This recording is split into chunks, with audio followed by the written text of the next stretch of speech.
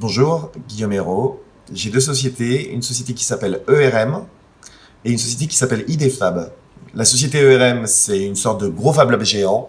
On a 4 ateliers, un atelier métal, un atelier plastique, un atelier d'impression 3D et un atelier graphique. Et avec ça, on fabrique tout type de mobilier pour l'industrie et pour la communication. J'ai une société qui s'appelle IDFab. Là, on part de l'idée d'un président de PME, TPE, start-up. On part de l'idée, on va protéger l'idée. Ensuite, on va fabriquer les prototypes, on va tester les prototypes, et puis après, on va fabriquer les premiers de série. Aujourd'hui, on va parler du passeport intellectuel parce que, comme je vous ai dit dans IDFab, on protège la création des entrepreneurs. J'ai rencontré Gilles Cattel de la société SOS Ginov.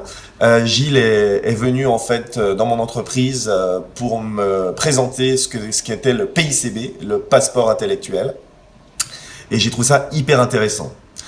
Pourquoi ? Parce que les TPE-PME ont souvent pas les moyens de protéger leur création.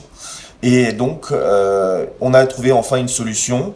Cette solution vient du Canada et il a donc la licence exclusive sur la France. L'intérêt pour mes clients du PICB, du passeport intellectuel CB, c'est que ça protège leur création, la création, immédiatement et dans le monde entier. Et puis à moindre coût, réellement, parce qu'il faut quand même en parler, souvent les startups, les TPE, les PME n'ont pas les moyens de breveter leurs produits. Et donc ça peut être une alternative, même si c'est aussi complémentaire. C'est pas parce qu'on fait un PICB qu'on va pas breveter son produit et vice versa. Ce que j'ai trouvé aussi intéressant dans le PICB, c'est que vous pouvez protéger un service. On peut pas breveter un service. Par contre, on peut utiliser le PICB pour protéger sa création de services. Quand on crée un produit, typiquement une borne avec un écran qui va aller donner de la data, on assemble donc des savoir-faire. C'est-à-dire on assemble un produit, on assemble un service, et cet assemblage, le produit peut être breveté, d'ailleurs c'est pas grave, c'est l'assemblage de votre création, c'est l'ensemble en fait de la solution. Donc finalement le PICB vous permet de protéger une solution. Ce qu'on a aussi constaté, c'est que souvent il y a beaucoup de créateurs qui ne sont pas des entrepreneurs.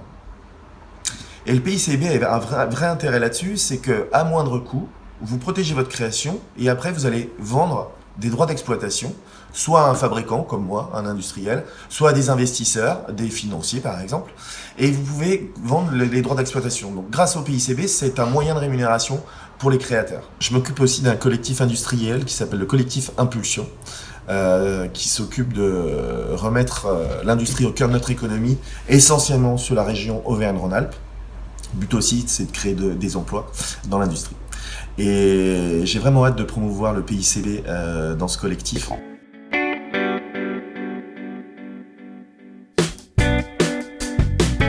Vous êtes entrepreneur français, créateur, inventeur.